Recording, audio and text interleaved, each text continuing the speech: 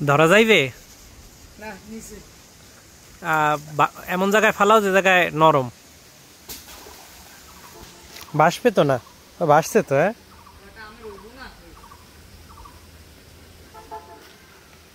আম পাড়া হচ্ছে আমাদের গাছই উঠে গেছে গাছে সে আম পেড়ে দিবে এদিকে বাতাসে শুরু হয়েছে দারুণ একটা পরিবেশ দারুণ পাকা আম দেখাও হাতে নিয়া ওই যে মাশাআল্লাহ মাশাআল্লাহ গাছ পাকা আম শক্ত আছে এখনো রংছে আর কি সেই গ্রান সেই সেন্ট ঝড়ের দিনে মামার দেশে আম কুড়াতে সুখ তো এই যে আম কুড়াচ্ছি দেখেন হ্যাঁ আম কুড়াচ্ছি কিন্তু ঝড় ছাড়াই আমাদের ঝড়ম্যান গাছে উঠে গেছে তো পাকা আমও পড়তেছে দেখি কেমন লাগে ভাই এই ঘেরান একটার পর একটা আম পড়তেছে কিন্তু এখনো পুরো পাকে না এটা কিন্তু ঘেরানে একদম মাতোয়ারা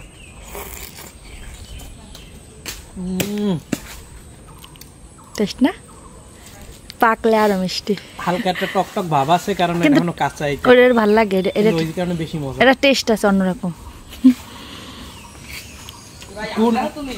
দুনিয়ার কোনো বাজারে এই আম নাই এই স্বাদ এই ঘ্রাণ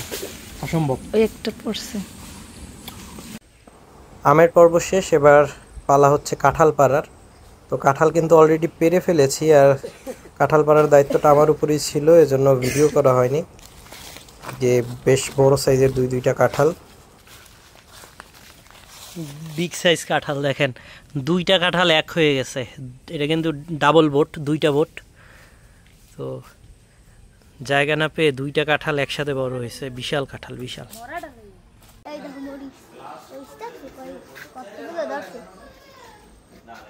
আর কে কি দেখাবা তুমি যা যা জানো এটা কি কলা জানো তুমি সবরি কলা দেখায় তো সাগর কলার মতো এটার নাম কি মধুমুন্সি কলা নাকি মধুমুন্সি না আচ্ছা দাঁড়াও দর্শক দেখতে পাচ্ছেন হিজল গাছ এটা আসলে গ্রাম বাংলায় দেখা যায় খাল পাড়ে নদীর পাড়ে পুকুর পাড়ে এ ধরনের জায়গায় এটা সচরাচর সবখানে কিন্তু দেখা মেলে না এর গাছে যখন ফুলটা ধরে আর এর পাশে দিয়ে হেঁটে গেলে বা এই পুকুর বা খাল পাড় সেখানে আপনি যদি গোসল করতে বা যে কোনো কারণে এর আশপাশ থেকে যদি আপনি নামেন বা ঘুরেন আপনি এর ঘ্রাণে পাগল হয়ে যাবেন আমি গ্যারান্টি দিচ্ছি খাইছো আপু তুমি এটা কি খাও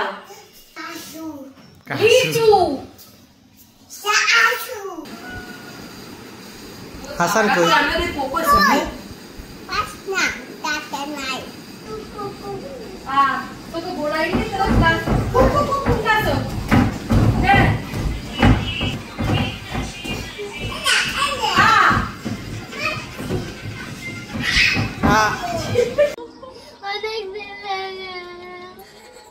ওই ভাই ভিডিও করে সারি দিবে আর পেজে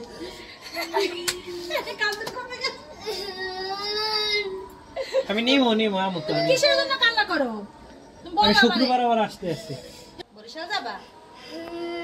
আরে চোখের পানি এদিক চাও আমি নিয়ে যাবো কইলাম তো এদিক চাও এই কাঁদে না আরে দুঃখ রে